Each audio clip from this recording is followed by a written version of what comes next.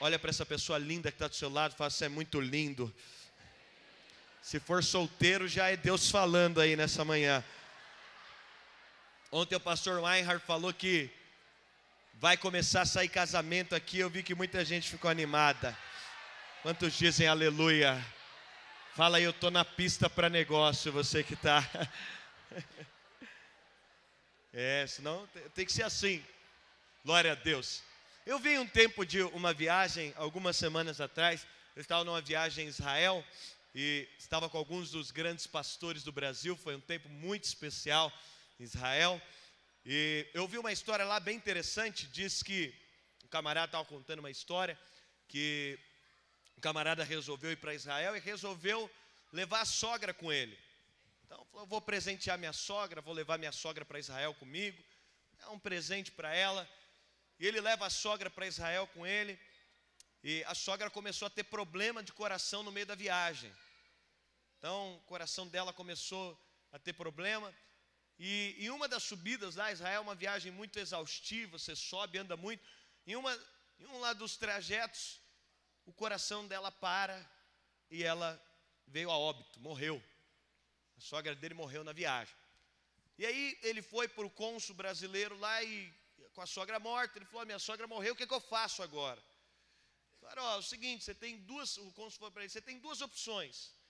Você pode levar o corpo da sua sogra para o Brasil e enterrá-la no Brasil, mas isso é caro e é burocrático, vai te custar mais ou menos 150 mil reais para levar o corpo dela para o Brasil, enterrá-la no Brasil.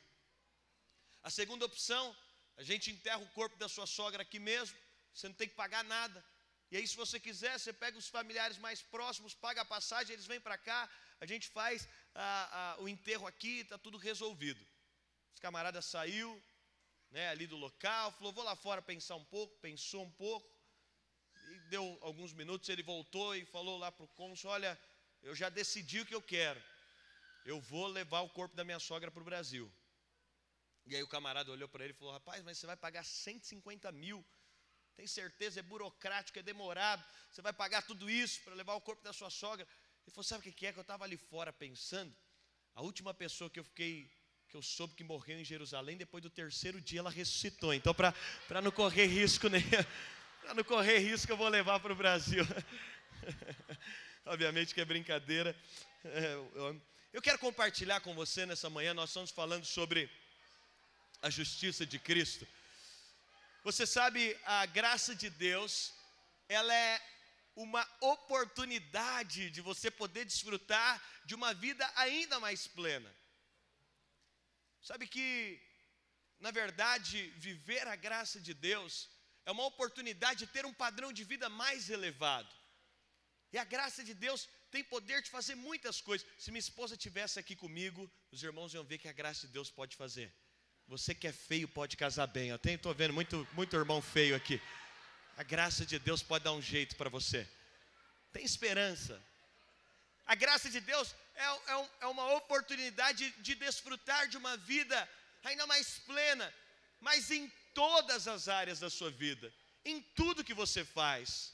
Tempo atrás eu estava numa viagem com a minha esposa, nós estávamos numa dessas viagens que a gente vai em muitas outlets e tal, e minha esposa entrou lá numa parte de produto de coisa de cabelo e tal, e é um barato nessa tecnologia. Tem coisa que agora as irmãs colocam cabelo, sugam o cabelo e sai redondo assim, é uns negócios assim demais, né? A tecnologia entra no banheiro feia e sai bonita, é demais. E minha esposa foi lá, ela pegou e falou: amor, estou precisando muito de uma chapinha, né? Realmente assim, eu preciso dessa chapinha. E ela foi, pegou a chapinha e ficou namorando a chapinha, colocou no carrinho, tirou do carrinho, colocou no carrinho de novo, tirou do carrinho, e colocou no carrinho. Falei: vai levar ou não vai? Ela falou: não sei. Chegou na última hora, ela falou: não vou levar. E aí ela foi para casa, a gente voltou para o hotel e tal. Depois voltamos de viagem, ela ficou muito triste, que ela falou: devia ter trazido aquela chapinha, né? Nenhuma mulher conhece isso, né? Que você foi naquela loja, você fala: tinha que ter comprado e não comprou. E aí ela voltou: eu tinha que ter trazido aquela chapinha, eu tinha que ter trazido. Falei: amor, a graça de Deus é a provisão para tudo. Pede para Deus. Aí, lá no meu condomínio, tem um grupo lá que as mulheres fizeram. Quando elas querem desapegar de alguma coisa, elas postam lá antes, né? E aí, uma moça lá postou e falou assim: eu tenho uma coleção de chapinhas, eu tenho todas as chapinhas que existem. E essa aqui eu usei só 3 vezes e quero vender ela. A chapinha lá, onde a gente ia comprar, e olha que não era nem no Brasil, custava assim uns 15 mil reais a chapinha. Não era tudo isso, obviamente, mas a chapinha era cara. E aí a moça postou, falou: eu não quero mais a chapinha aqui não, eu usei ela 3 vezes, eu quero vender ela. Aí minha esposa mandou: me interessa a chapinha, quanto você quer vender ela? Falou: 10 reais. E eu levo na porta da sua casa. Depois de 10 minutos, na porta de casa estava a mulher lá com a chapinha novinha em folha, por 10 reais. A graça de Deus pode dar até chapinha para você, meu irmão. Olha que poderoso, olha que bênção. Olha que bênção. A graça de Deus é uma provisão para te dar todas as coisas, para você desfrutar de uma vida completa em tudo, para que o seu futuro, para você entrar na melhor universidade que tem. Lá na nossa igreja local eu não aceito que ninguém não faça universidade. Não aceito. Se você é jovem, você tem que ir para a universidade. Você tem que conquistar uma esfera de influência da sociedade. Deus vai te colocar em algum lugar para que você possa resplandecer a graça dele. E aí, constantemente nós temos testemunhos de irmãos. Essa semana eu estava no culto, e aí no final do culto fui abraçar um irmão. Eu falei: como está? Ele falou: pastor, estou fazendo faculdade, passei numa faculdade particular em primeiro lugar. Passei em primeiro lugar e a faculdade me deu bolsa porque eu passei em primeiro lugar. Pastor, eu estudei escola pública a vida inteira. E não era o melhor estudo, talvez no interior vocês tenham escolas públicas melhores do que para lá, porque lá na nossa região, muitas das escolas públicas não é um bom ensino. E ele falou: pastor, eu acertei, ele falou lá a taxa, quase que toda a prova. E ele falou: pastor, eu não tinha essa capacidade. Muitas das respostas, eu orava para o Espírito Santo, falava: Espírito Santo, eu não sei responder isso aqui. E eu passei em primeiro lugar numa prova com milhares de pessoas. Porque isso quer dizer que para o nosso tempo você precisa de entender que para tudo que você vai fazer, a graça de Deus se manifesta para poder fazer a sua vida ser uma vida completa em todas as áreas. E quando nós falamos sobre essa justiça, eu quero ler com você lá Mateus capítulo 4, no verso 18. Mateus capítulo 4, verso 18. Talvez algumas das coisas que eu vou falar aqui você sabe, mas eu quero que você entenda a lógica que nós vamos construir aqui. Mateus capítulo 4, verso 18. E eu quero falar para você sobre uma graça que já definiu o seu futuro. Diga assim: a graça de Deus já definiu o meu futuro. Você sabe, a gente tem um problema com o futuro. A gente tem um problema de como vai ser o nosso futuro, de que forma vai ser o nosso futuro. E a graça de Deus, ela já definiu o seu futuro. Você sabe que a ansiedade, ela sempre está vinculada ao futuro. Como vai ser? De que forma vai ser? O que eu vou ser? O que eu vou ter? E lá em Mateus capítulo 4, no verso 18, a Bíblia diz: Jesus, andando junto ao mar da Galileia, viu 2 irmãos, Simão, chamado Pedro, e André, que lançavam as redes ao mar, porque eram pescadores. Diga assim: eram pescadores. E disse-lhes: vinde após mim, e eu vos farei pescadores de homens. Então eles deixaram imediatamente as redes e os seguiram. Aqui a gente tem o contexto de Jesus chamando os seus discípulos. Aqui a gente tem um contexto do chamado de Jesus acerca daqueles homens que iam transformar o mundo da época. Jesus vai para 40 dias de jejum e oração. Jesus se retira para um tempo de consagração. E depois desses 40 dias de jejum e oração, desse tempo de consagração, Jesus desce do monte e Jesus vai começar a selecionar aqueles que seriam seus discípulos. Jesus vai começar a selecionar aqueles que iriam então transformar o mundo juntamente com ele. Jesus vai começar a selecionar aqueles que ele utilizaria no seu ministério, aqueles que iriam desenvolver o ministério juntamente com ele. E Jesus, nesse processo de 40 dias de consagração, depois que ele desce do monte, ele vai encontrar, e talvez você conheça um pouco desse contexto, Jesus encontra uns homens junto à praia. A Bíblia diz que Jesus caminhando junto ao mar da Galileia. Então, Jesus vai aparecer na praia daqueles homens.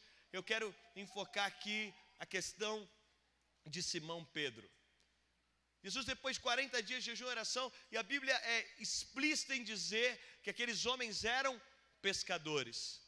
Talvez você conheça um pouco o contexto, eu não quero me atentar a isso, porque talvez você conheça um pouco desse contexto, mas o fato é que toda criança judia passava por um processo de 3 escolas judaicas. E a criança passaria por esse processo de 3 escolas judaicas, e na primeira escola era o momento que a criança, aos 6 anos de idade, saía de casa, ela ia para a sinagoga mais próxima, e ela ia aprender tão somente a ler com a Bíblia e a decorar tudo que estava no Pentateuco. Ela ia decorar então tudo que estava na Torá. Ela ia fazer a decoração. Essa era a primeira escola onde a criança tão somente iria decorar o que estava ali. E a criança decorava o que estava ali nessa primeira escola. Ela passava então para uma segunda escola, onde ela não estudaria tão somente a Torá, mas agora ela iria estudar também os profetas. E agora, estudando os profetas, a segunda escola era a escola da interpretação. Ela não ia só decorar. E ainda hoje, em Israel, acontece essa escola judaica. As crianças decoram literalmente toda a Torá. Elas têm decorado. Na segunda escola, então, ela ia fazer uma interpretação do que estava escrito. Não só decorar o que estava escrito, mas interpretar o que estava escrito. Mas, então, essa criança participava dessas 2 escolas, e havia uma terceira escola. O sonho de toda criança era se tornar um rabino. O sonho de toda criança, porque só havia, você sabe, hoje é muito fácil, a gente tem acesso hoje à Bíblia no aplicativo, a gente tem acesso à Bíblia, cada um tem sua Bíblia, mas naquela época cada um não tinha sua Bíblia. Então as Bíblias, elas ficavam então no poder dos rabinos nas sinagogas. Então os rabinos eram extremamente celebrados, só eles podiam ter acesso à palavra. E talvez você conheça um pouco desse contexto. Toda criança tinha um sonho de ser, então iria para a terceira escola. E a terceira escola, para que uma criança passasse a terceira escola, agora ela teria que fazer uma sabatina, uma entrevista com o rabino. O rabino ia então entrevistar aquela criança, para ver se então ela poderia passar para a terceira escola. E na terceira escola ela ficaria até os 30 anos andando com aquele rabino todos os dias. Ela ia sair da sua casa e andar com aquele rabino até os 30 anos, até que aos 30 anos ela pudesse se tornar agora um rabino. Depois de todos esses anos como um talmidim, depois de todos esses anos como um discípulo, aquela criança poderia se tornar também agora um rabino. E talvez você conheça esse contexto, e a Bíblia aqui em Mateus capítulo 4, ela vai falar que Jesus vai buscar uns homens, vai buscar Pedro junto ao mar da Galileia, e Pedro era pescador. Quando a Bíblia está dizendo que Pedro era pescador, toda criança que ia para essa sabatina com o rabino, alguns dizem que essa sabatina era muito profunda, que às vezes o rabino perguntava de determinado texto, perguntava, o texto estava antes, o texto estava depois, e queria ouvir a interpretação da criança, mas tinha algo que definiria se o rabino poderia chamar aquela criança para ser um discípulo dele ou não.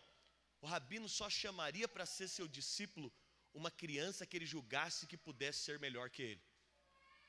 O padrão para chamar alguém para ser discípulo, para todo rabino, era o seguinte: a criança pode ser muito boa, mas ela só pode ser meu talmidim, só pode ser meu discípulo se ela puder ser melhor que eu. E se ele julgasse que a criança podia ser melhor que ele poderia falar 2 coisas para aquela criança. A primeira coisa que ele poderia dizer para aquela criança é: olha, volta para sua casa, você vai ser um bom judeu, aprende a profissão dos seus pais e seja um bom homem.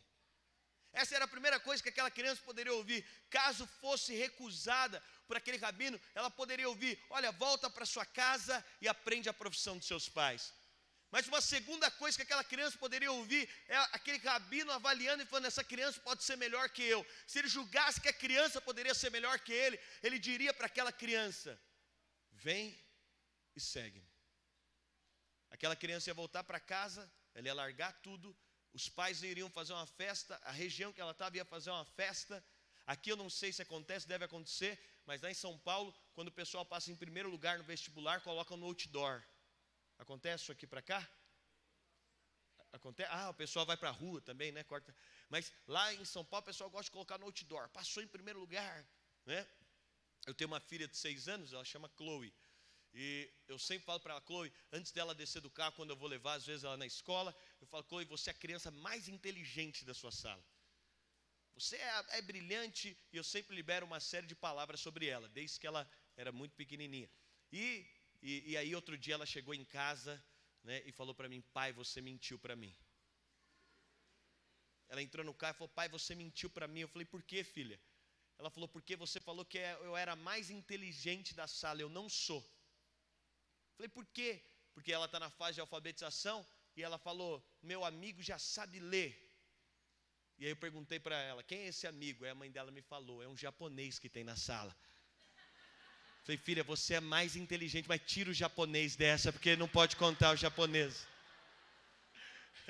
Porque lá em São Paulo, eu não sei para cá, mas só tem oriental nas fotos de quem passou em primeiro lugar no vestibular, né? E meu respeito muito grande, tenho muitos amigos e discípulos japoneses, é um carinho muito grande. Mas eu brincava com ela sobre isso. Mas Pedro, quando ele volta para casa, a Bíblia quando diz que Pedro era pescador, você pode aqui transformar a palavra pescador para reprovado.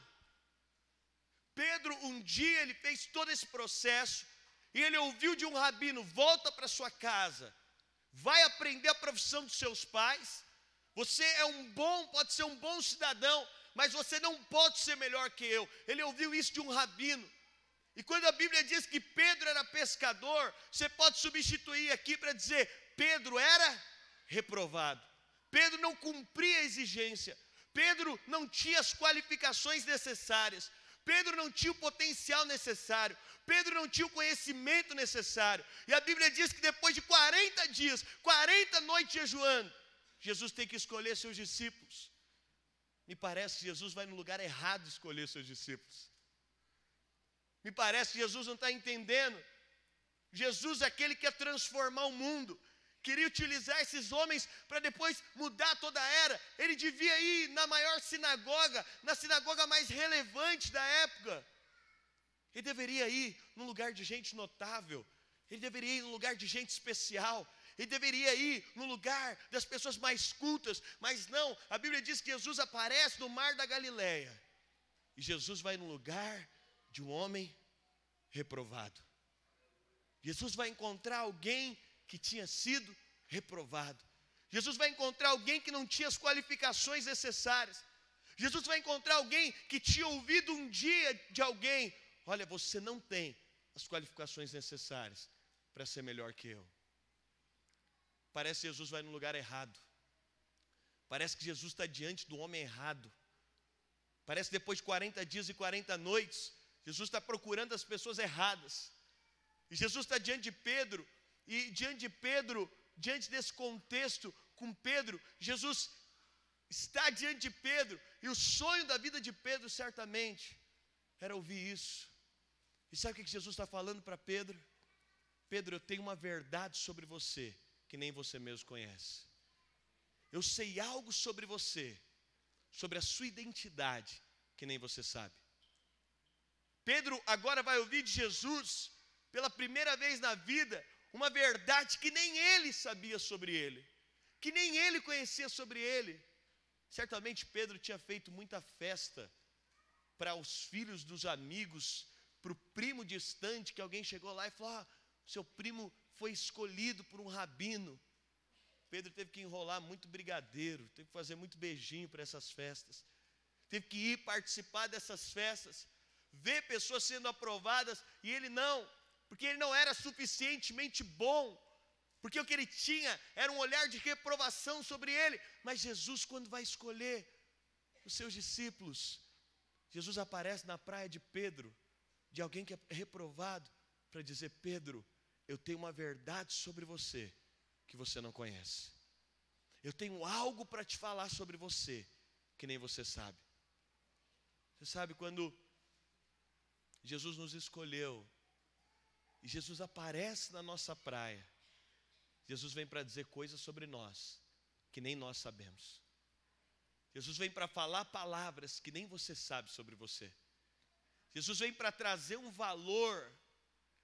E é interessante porque a marca de Jesus, eu gosto muito de um trecho de uma música que o Rodolfo Abrantes canta, e ele diz: ninguém me toca como você, ninguém me vê como você me vê.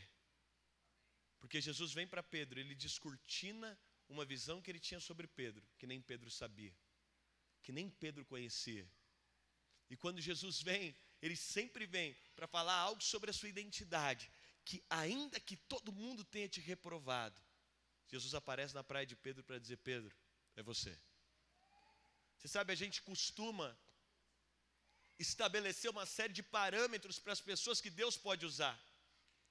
A gente costuma colocar uma série de paradigmas para quem Deus pode usar. Mas eu estou aqui nessa manhã para dizer: Deus escolheu usar você. Deus escolheu aparecer para você. E ainda que você não tenha nenhuma das qualificações, ainda que você não se sinta qualificado, ainda que alguém tenha dito para você que você não é qualificado, e ainda que de fato você não seja qualificado, é você que Jesus está escolhendo nesses dias para fazer algo. Jesus estava diante de Pedro para escolhê-lo para algo poderoso.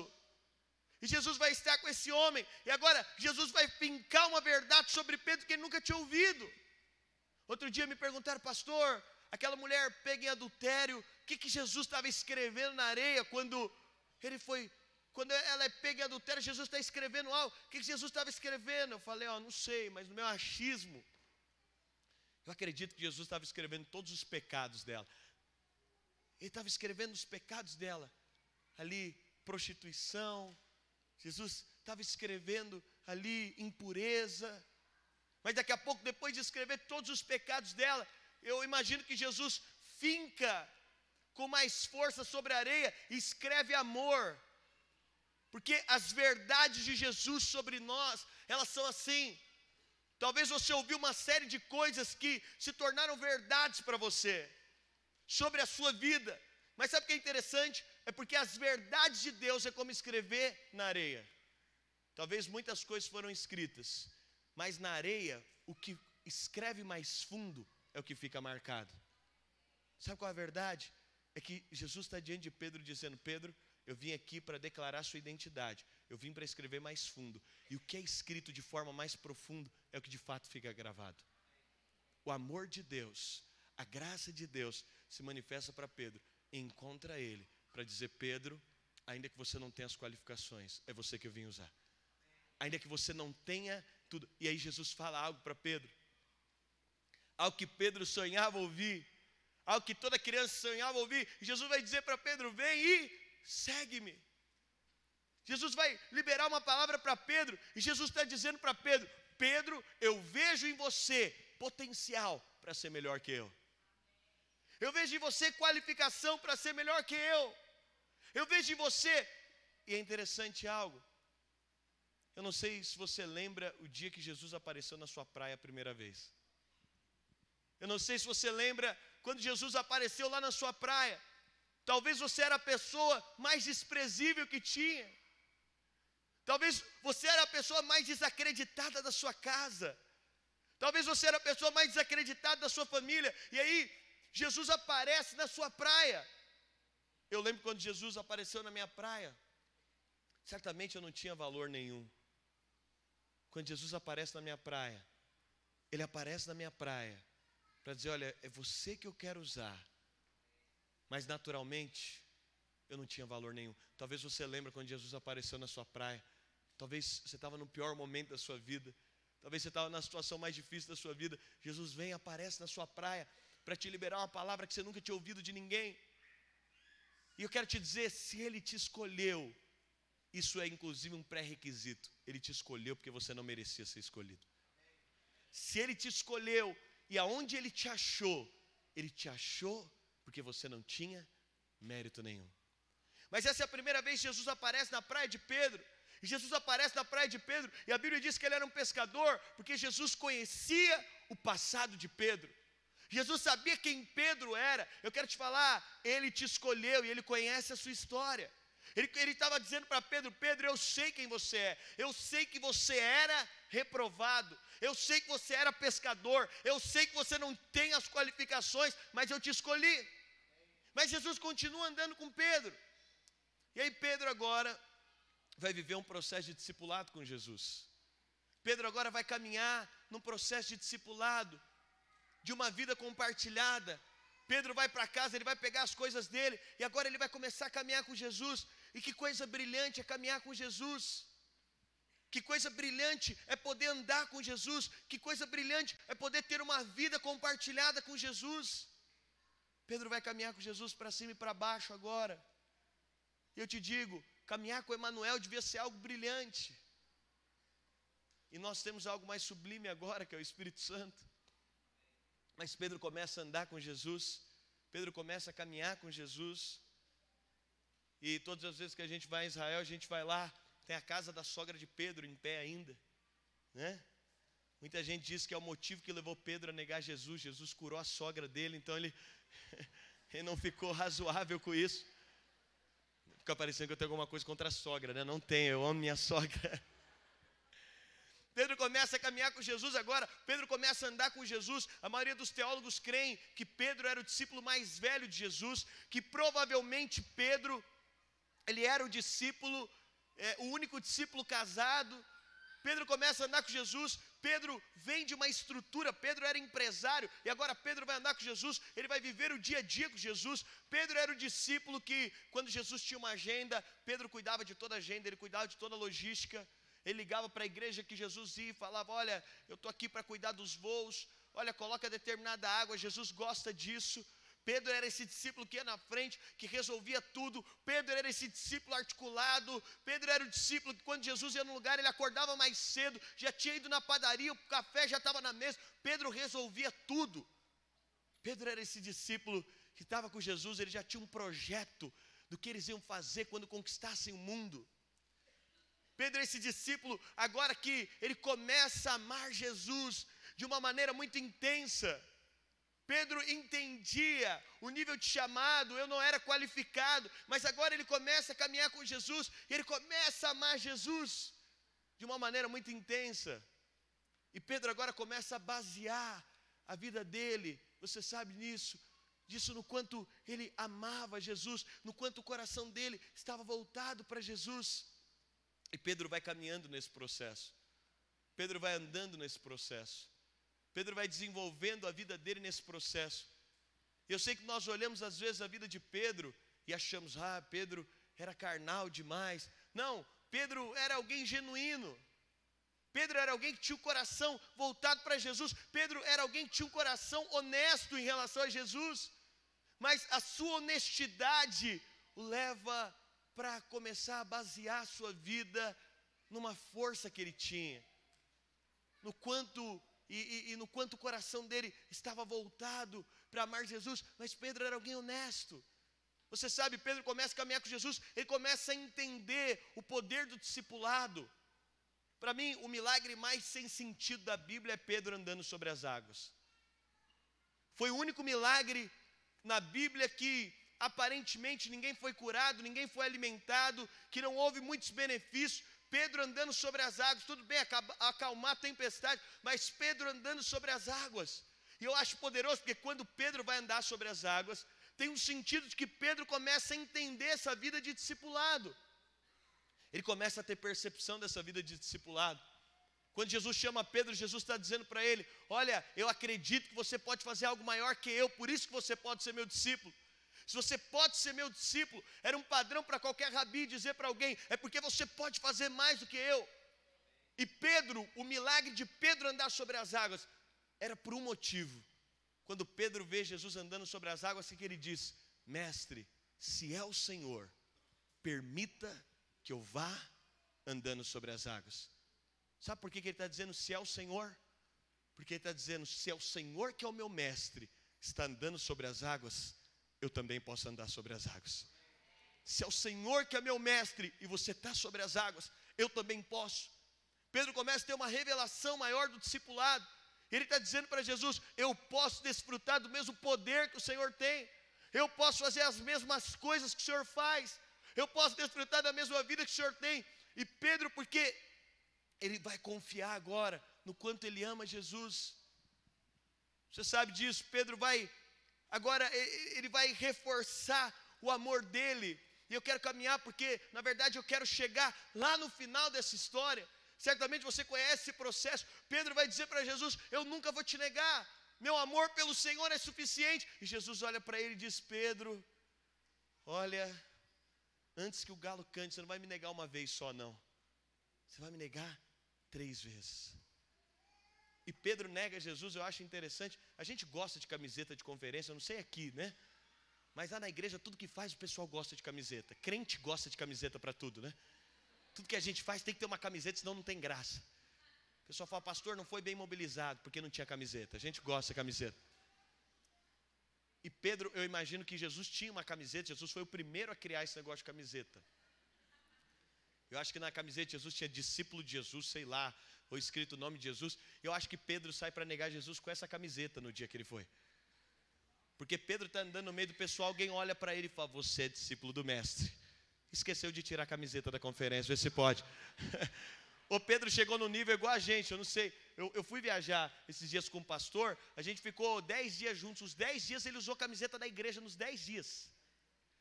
Ele tinha camiseta diferente para os 10 dias. Da conferência de 92 até agora. A camiseta daqui a pouco está profetizando sozinha de 92. E Pedro, sei lá, ele vai com essa camiseta, porque Pedro, na verdade, ele está ali. Pedro tinha uma aparência de discípulo. E é interessante porque Pedro tem uma aparência de discípulo. Ele parece discípulo de Jesus. Ele tem o estereótipo de discípulo de Jesus. E alguém olha para ele e fala: você é discípulo do mestre. E Pedro fala: não, eu não. Você andou com Jesus? E Pedro fala: não, eu não. Você entende? Porque até ali Pedro está firmado no quanto ele amava Jesus. E estar firmado no quanto você ama Jesus pode te dar uma aparência de discípulo. Mas ser firmado no quanto Jesus te ama vai te dar uma essência de discípulo. São duas coisas diferentes. Ter uma aparência e possuir a essência.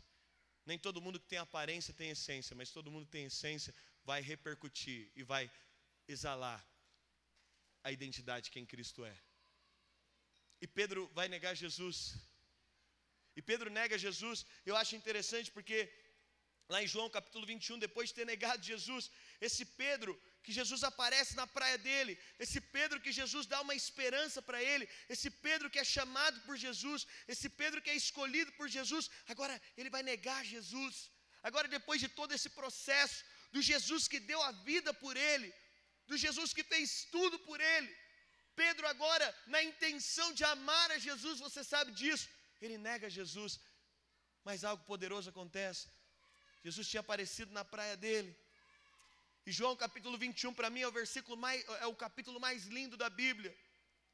Porque em João capítulo 21, depois de ter negado Jesus, depois de ter andado com Jesus e visto coisas brilhantes, eu gosto até porque no capítulo 21 de João, depois de acabar o evangelho de João, João termina dizendo: olha, eu não poderia escrever tudo o que ele fez, porque nem todos os livros do mundo conteriam tudo que o Emanuel fez.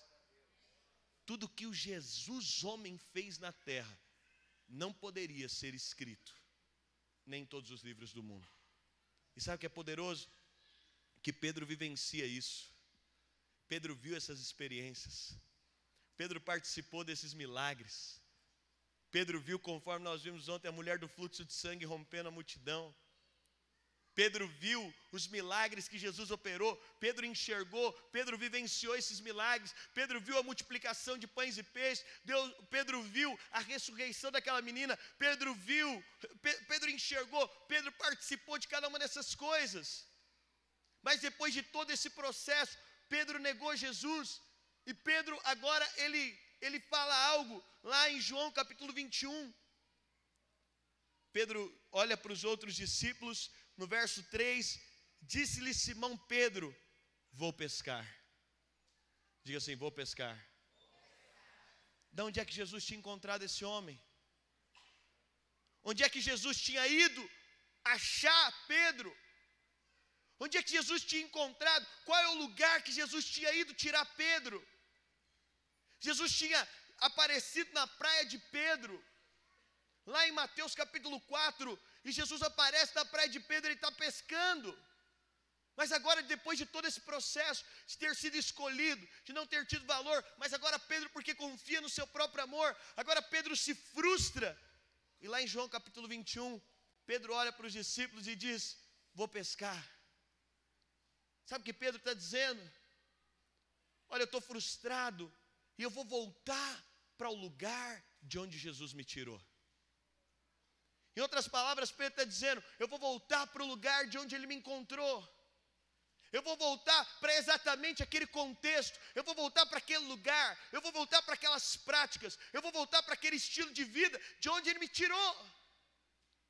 E é interessante porque no próprio verso 3, a Bíblia diz que disseram-lhe os outros: também nós vamos contigo. Saíram e entraram no barco. Para piorar a coisa, para deixar a coisa mais complexa, Pedro diz: eu vou pescar, estou desviando. Mas ele liga para todo mundo da célula e fala: não vale a pena servir Jesus. Eu estou aqui tanto tempo fazendo corte, isso é tudo mentira. Eu estou aqui dando a minha vida, coloquei minha vida, empreendi minha vida, liderei célula, multipliquei, virei discipulador, mas descobri que nada disso aqui vale a pena. É isso que Pedro está dizendo para os demais. Ele não só vai, mas agora ele influencia, desvia todo mundo com ele. E agora todo mundo vai pescar. Todo mundo vai para a praia agora, e a Bíblia diz que então todos vão agora junto ao mar de Tiberíades e todo mundo vai pescar. Está todo mundo, e Pedro agora influencia todo mundo a voltar para o lugar do qual Jesus havia o tirado. Jesus tinha aparecido na praia do passado de Pedro, porque sabia que ele era pescador. Mas eu tenho certeza, aqui em João capítulo 21, Pedro nunca esperava o que ia acontecer. Pedro jamais imaginou o que ia acontecer.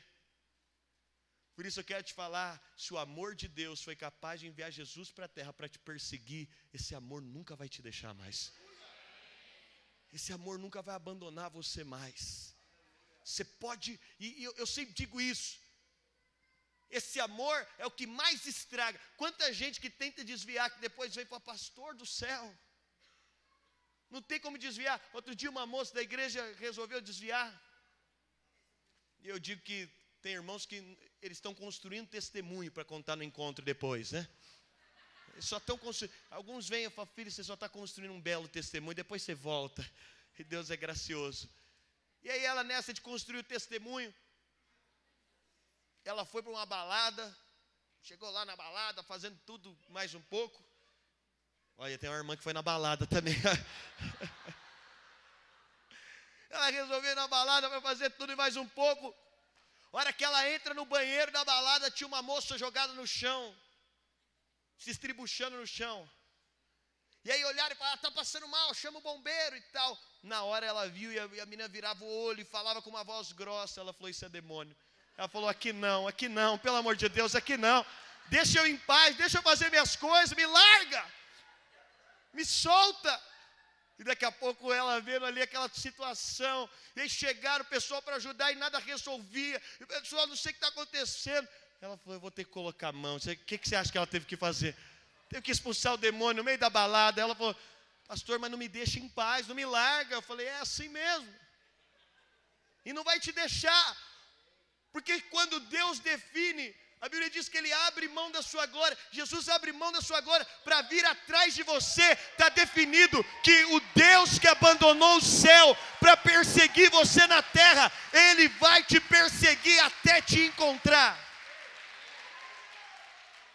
E Pedro agora resolve pescar. E aí eu quero te falar algo. Esse amor de Deus, Ele sempre vai te encontrar em qualquer lugar que você esteja. Se você for para o lugar mais alto, lá Ele vai estar. Se você for para o lugar mais distante, lá Ele vai estar. Se você descer ao abismo mais profundo, lá Ele vai estar. E Pedro agora, então ele vai para essa praia, ele vai com os discípulos. E depois você pode meditar um pouco nesse capítulo que é tão lindo. E sabe o que é interessante? Quando eu olho aqui, depois de todo o processo de ministério de Jesus, que tipinho de gente que ele escolheu. Que perfil de gente que ele escolheu. Que eu te diria, nenhum dos pastores que estão aqui estariam dispostos a fazer uma transição ministerial para esse tipo de gente. Que anda com você durante 3 anos e meio e no momento mais decisivo, no momento final. Quer te dizer mais, para mim não tem muita diferença do que Pedro fez, daquilo que Judas fez. Daquilo que os discípulos estão fazendo com Jesus, daquilo que Judas fez. Judas era o filho da perdição, ele já estava destinado a isso, mas os discípulos, a reação de Pedro é uma traição, tal qual a traição de Judas. E quando Pedro então, ele resolve pescar, ele sai daquele contexto, e ele volta para o lugar que Jesus tinha tirado ele. Algo poderoso acontece lá em João capítulo 21.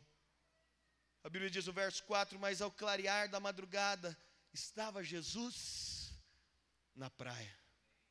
Você lembra onde Jesus encontrou Pedro a primeira vez? Na praia do passado. Agora Pedro está no presente. Jesus aparece na praia do presente de Pedro.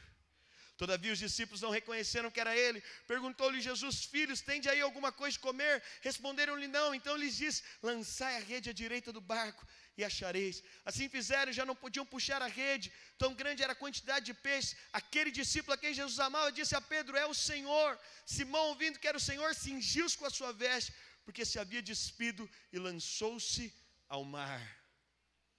Olha que interessante. João olha e diz, é o Senhor, Pedro. E Pedro agora, ele pula na água, porque o barco estava um pouco distante. E ele sai nadando na frente para chegar até Jesus. E Pedro vai dizer, não é possível que Jesus está aqui. Nesse meu presente que Jesus apareceu aqui.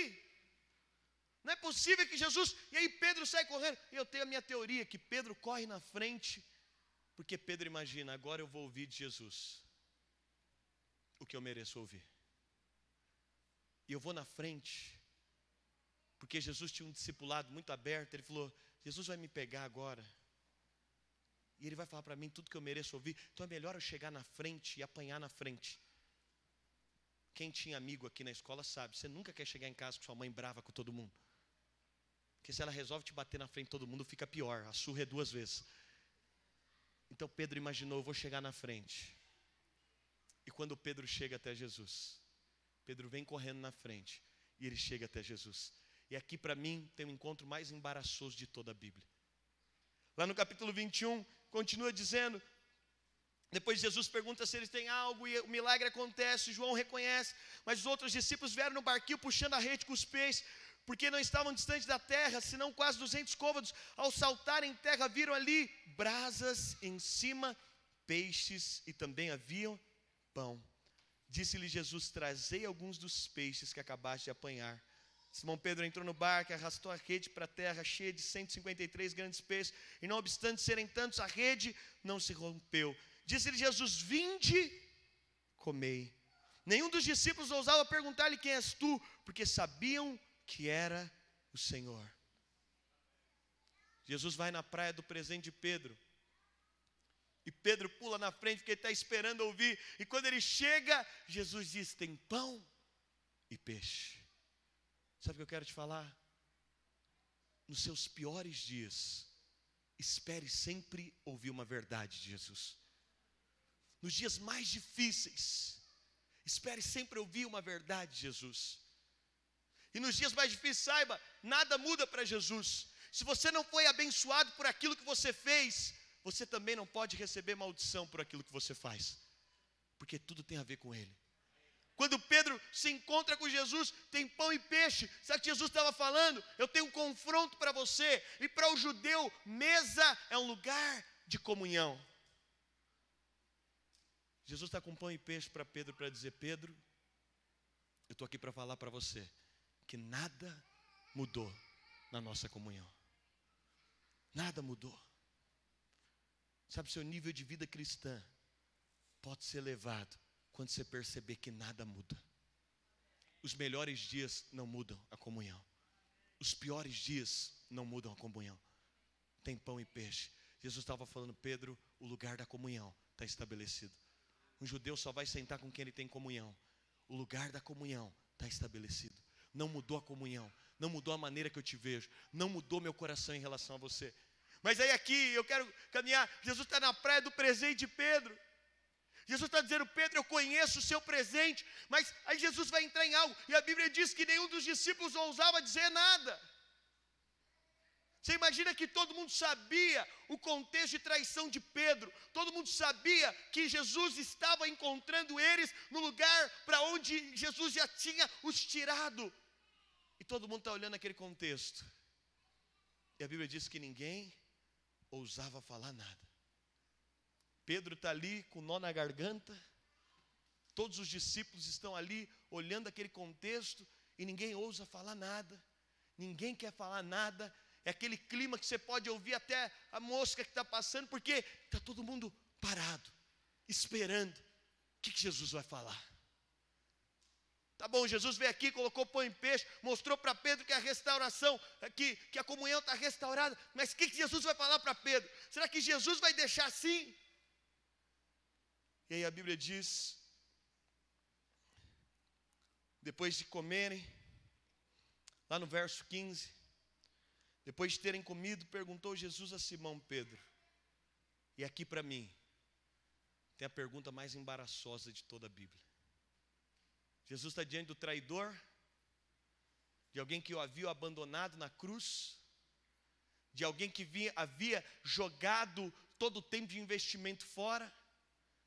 Jesus está diante de alguém que não tinha valor nenhum. Pedro não valia nada. Pedro não era nada. Jesus está diante de alguém que não era nada, mas que Jesus fez questão de ir lá, de levantar, de erguer, de colocar Pedro num lugar de uma posição de honra.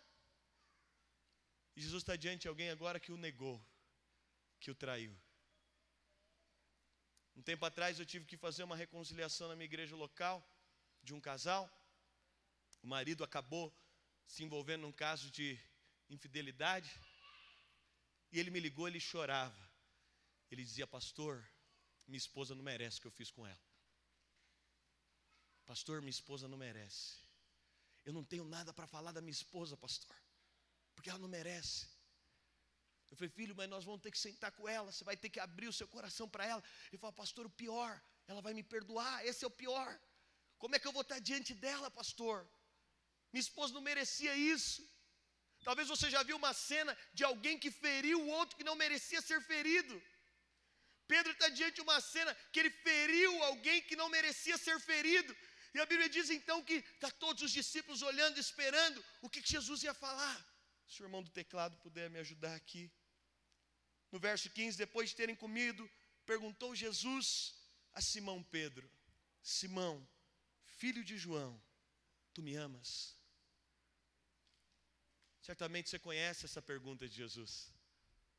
Mas peraí, Jesus, você está perguntando para quem te negou, você está perguntando para quem te traiu, você está perguntando para alguém que virou as costas para você. Que pergunta é essa? De uma mulher que tem um marido que cometeu infidelidade, e ela vai perguntar agora, você me ama? Peraí, eu te traí. E Jesus está perguntando para Pedro, Pedro, tu me amas?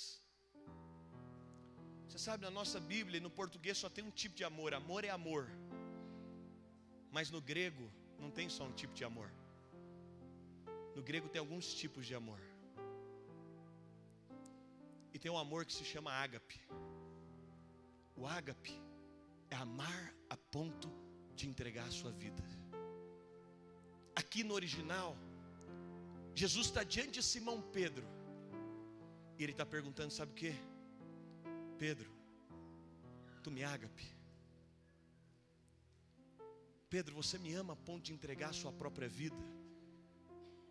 A Bíblia diz que Pedro responde, e ele diz, sim, Senhor, tu sabes que eu te filéu. Pedro está respondendo para Jesus, Jesus está perguntando, Pedro, você me ama a ponto de entregar a sua vida? Pedro está respondendo, sim, Senhor, Tu sabes, filéu é um amor de admiração, é um amor de amizade. Sim, Senhor, Tu sabes que eu tenho uma admiração pelo Senhor. Pela segunda vez Jesus insiste, e Jesus está diante de Pedro, e Jesus vai fazer de novo essa pergunta embaraçosa para alguém que o traiu. E Jesus vai perguntar: Pedro, tu me ágape, você me ama a ponto de entregar a sua vida? Jesus está perguntando para alguém que não teve coragem sequer de dizer que era seu discípulo, de alguém que não teve coragem sequer de estar aos pés da cruz até o final. E Pedro vai responder para ele novamente. E é interessante porque depois da primeira pergunta Jesus diz: Pedro, apacenta os meus cordeirinhos. Sabe o que Jesus está dizendo? Não muda nada para mim. Jesus vai fazer a segunda pergunta agora de novo: Pedro, você me ágape, você me ama a ponto de entregar a sua própria vida? E Pedro vai responder novamente: sim, Senhor, Tu sabes que eu só gosto do Senhor. Quando Pedro está dizendo Tu sabes, Pedro está dizendo: Senhor, Tu conhece a minha história, o Senhor conhece o meu contexto, o Senhor sabe que eu não te amo a ponto de entregar a minha própria vida. A Bíblia diz que, novamente, uma terceira vez, agora Jesus muda a pergunta. E depois da segunda pergunta, Jesus diz: Pedro, apacenta as minhas ovelhas. Na terceira vez, Jesus vai perguntar: Pedro, tu me filéu, você gosta de mim? A Bíblia diz que Pedro entristeceu-se. E ele diz: Senhor, Tu sabes que eu te filéu. E Jesus termina dizendo: apacenta as minhas ovelhas. Sabe o que Jesus estava dizendo para Pedro? Pedro, ainda que você me filéu, eu te ágape. E no final, nada muda, porque eu não estou confiando no teu amor filéu, eu confio no meu amor que é ágape por você. E se meu amor é ágape por você, apacenta as minhas ovelhas, porque o que define que nada muda não é o seu amor por mim, o que define que nada muda é o meu amor por você. E porque eu confio no meu amor por você, eu te digo: apacenta os meus cordeiros, apacenta as minhas ovelhas e apacenta as minhas ovelhas. Sabe o que Jesus estava dizendo para Pedro? Nada muda, não é por causa do seu amor, nada muda por causa do meu amor. Jesus está na praia do presente de Pedro agora.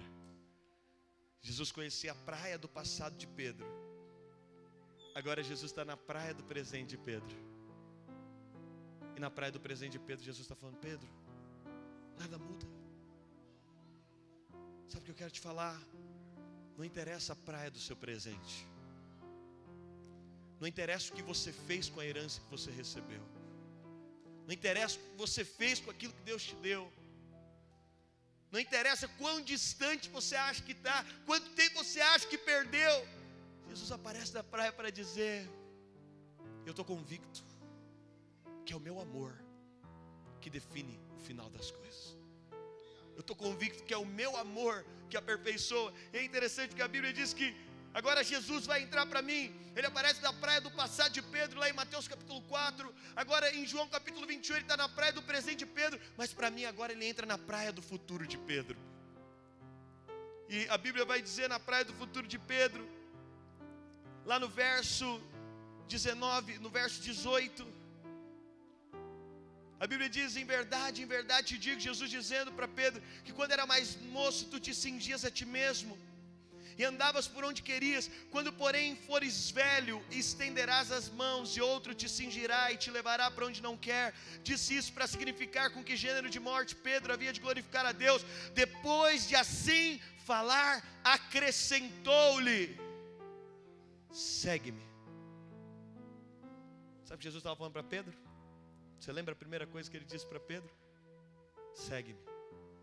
Sabe qual a última coisa que ele fala para Pedro? Segue-me. Jesus agora está na praia do presente de Pedro. Jesus aparece na praia do passado de Pedro para dizer: Pedro, eu conheço sua história, conheço seu passado, e é você que eu escolhi. Ele aparece no presente de Pedro, na praia do presente, para dizer na praia do presente: Pedro, eu sei que você está fazendo tudo fora, mas eu continuo te amando da mesma forma. Mas agora mais profundo, eu não quero falar só de uma graça que conserta o seu passado, Eu não quero falar só de uma graça que te dá perdão e restauração para o presente. Eu quero te falar de algo mais poderoso, da graça que já definiu o seu futuro. Sabe o que Jesus está dizendo para Pedro?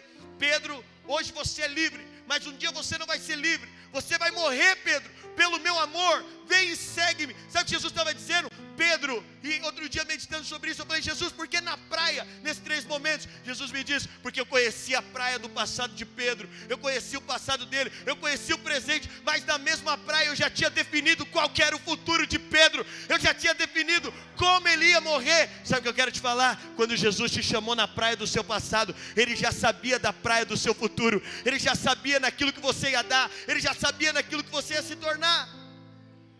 É isso que ele está dizendo para Pedro: Pedro, você vai morrer por amor a mim. Pedro, eu te escolhi porque eu já sabia daquilo que você ia se tornar. Sabe o que eu quero te falar nessa manhã? Ele já sabe naquilo que você vai dar.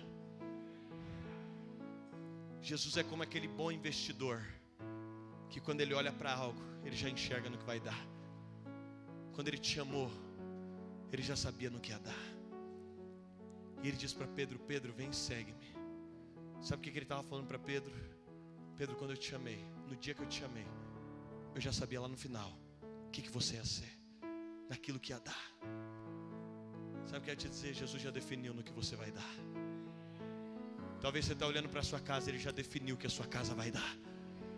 Talvez você olhe para o seu ministério, ele já definiu o que o seu ministério vai se tornar. Talvez você olhe para as suas finanças, ele já definiu que as suas finanças, no mesmo dia que ele te chamou, ele já definiu naquilo que você ia se tornar. Ele já definiu naquilo que ia ser.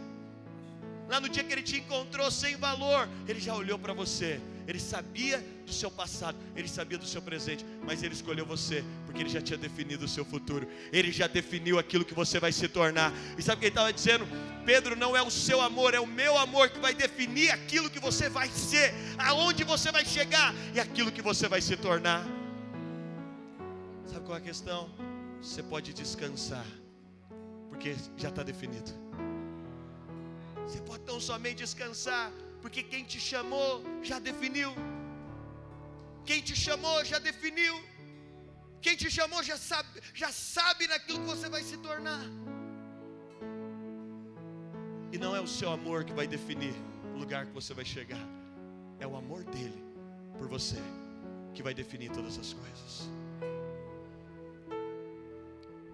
Como chama a pastora? Sua esposa? Como? Paola, eu sinto uma palavra sobre a sua vida. Eu sinto é como se tivesse um carimbo que marca. E eu sinto a palavra testemunho. Deus fez muitas coisas poderosas na sua vida.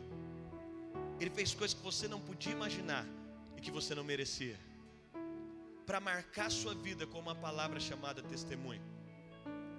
E eu sinto que há uma palavra que jorra de você, é esperança. Deus te levantou para que você seja um canal de esperança para pessoas que não têm mais esperança. O seu testemunho vai começar a tocar, e isso já acontece, mais pessoas, não para que elas vejam o quanto você é boa, mas para que elas vejam em você o quanto Ele é bom, o quanto é possível ser afetado por aquilo que Deus faz. E através disso, eu sinto que pessoas vão ganhar nova esperança. Nova esperança vai começar a surgir em pessoas. Eu vejo você compartilhando coisas do seu testemunho.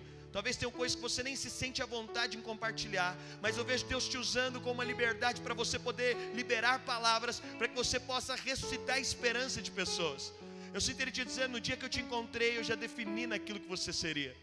Eu já defini naquilo que você se tornaria. Eu vejo um novo nível de autoridade para liberar a palavra. Eu vejo o Senhor dizendo: eu estou liberando um novo nível de autoridade, porque eu vejo você liberando a palavra e ela trazendo transformação às pessoas.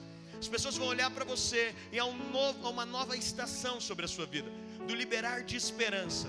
Do liberar de esperança, há uma nova graça sobre tudo aquilo que você faz, para que você libere esperança. E as pessoas vão olhar para você e haverão dezenas e dezenas e dezenas de pessoas que elas não têm mais esperança, que elas olham para a vida delas e elas não têm esperança, porque elas não são boas o suficiente. mas eu sinto o Senhor dizendo, através da sua vida, uma esperança vai ser liberada sobre as pessoas.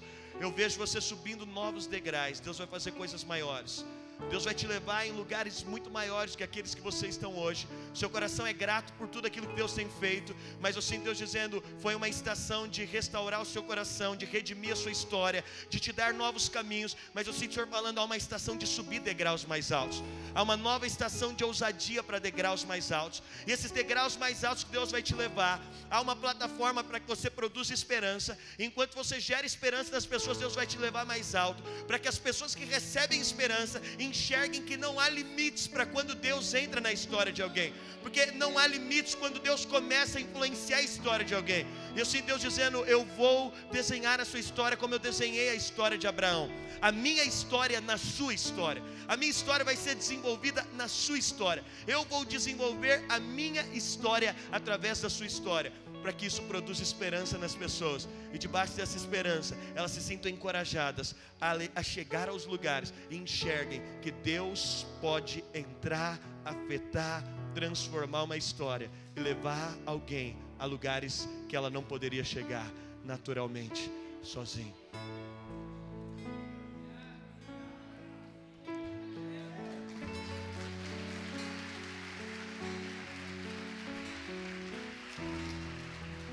Pastora que estava comigo ali, eu não sei o nome da irmã, desculpa, eu sou ruim de nome.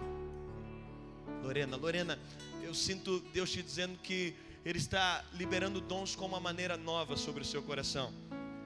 O Senhor está desencadeando uma nova temporada de dons sobre você. Eu vejo, é como se acontecesse uma explosão dentro do seu coração, de algo começasse a respingar sobre muitos lugares.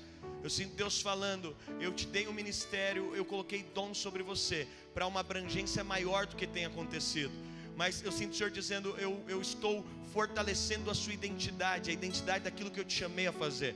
Tem algumas coisas que Deus vai clarear sobre a sua identidade, algumas coisas que Ele vai te dar coragem para que você se firme mais naquilo que Ele te chamou a fazer, naquilo que Ele colocou sobre o seu coração. Eu vejo o Senhor reforçando alguns sonhos no seu coração, alguns sonhos que você tem, sonhos ministeriais que Ele colocou no seu coração. Ele vai trazer mais clareza, vai trazer autoridade para que você caminhe para esses sonhos. Eu sinto Ele dizendo que vai acontecer uma explosão no seu coração. Eu sinto Ele falando a palavra explosão, e Ele dizendo, eu te chamei para um ministério explosivo. Não é algo natural, não é algo normal, não é algo que tem um fluxo comum. Eu sinto Deus dizendo, é algo explosivo. Mas para isso Ele está fortalecendo a sua identidade. Há uma temporada, houve uma temporada de trabalhar no seu coração, dele estabelecer as arestas corretas, dele fortalecer alguns valores no seu coração. Mas há uma temporada dele explodir isso no seu coração. Eu sinto Ele dizendo, não tenha medo, eu estou contigo.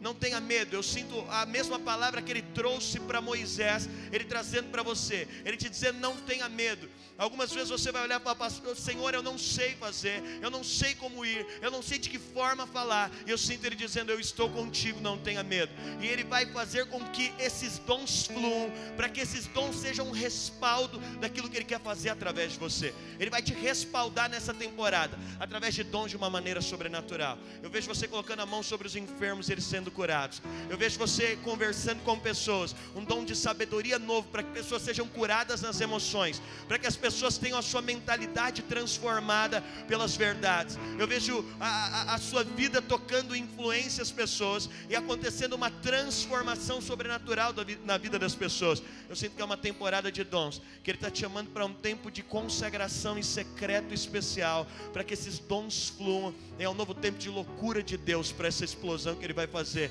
no seu coração, dentro da sua identidade. Eu queria que você fechasse seus olhos onde você está.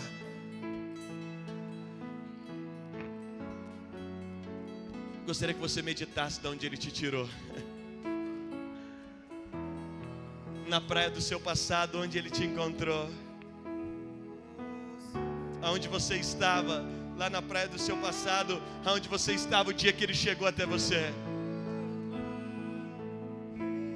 Talvez você pode lembrar hoje Talvez você chegou nesse lugar, você era cheio de feridas. Talvez você chegou nesse lugar, você veio de um mundo completamente escuro, e Ele te escolheu, Ele foi até você, e Ele te escolheu, Ele tocou você. Eu quero que você lembre por um minuto agora de onde Ele te encontrou, aonde Ele te achou, aonde você estava, quando Ele aparece na praia do seu passado.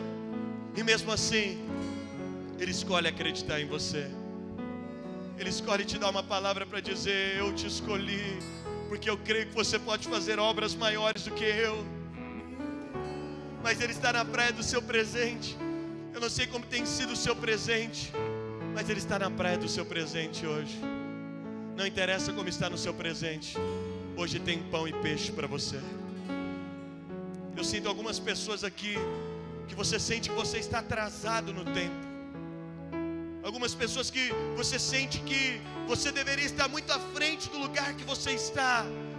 Você sente que você está aquém dos lugares que você deveria estar. Ele hoje está na praia do seu presente para te dizer: tem pão e peixe para você. Eu quero fortalecer a sua esperança. Eu quero te dar um alimento para fortalecer as suas expectativas, para te dar novas perspectivas. Eu sinto Deus curando pessoas aqui de complexos de inferioridade. Ele está na praia do seu presente para curar complexos hoje. Talvez você olhe e fale: pastor, eu não posso, eu não tenho a minha família. Pastor, eu não tenho as qualificações necessárias. Talvez você tenha olhado para você e você mesmo não se valoriza. Você não consegue acreditar. Ele está na praia do seu presente te dizendo: eu te escolhi porque eu sei naquilo que você vai dar. Eu acredito naquilo que você vai ser. Mas mais poderoso, Ele está aqui nessa manhã para dizer para você: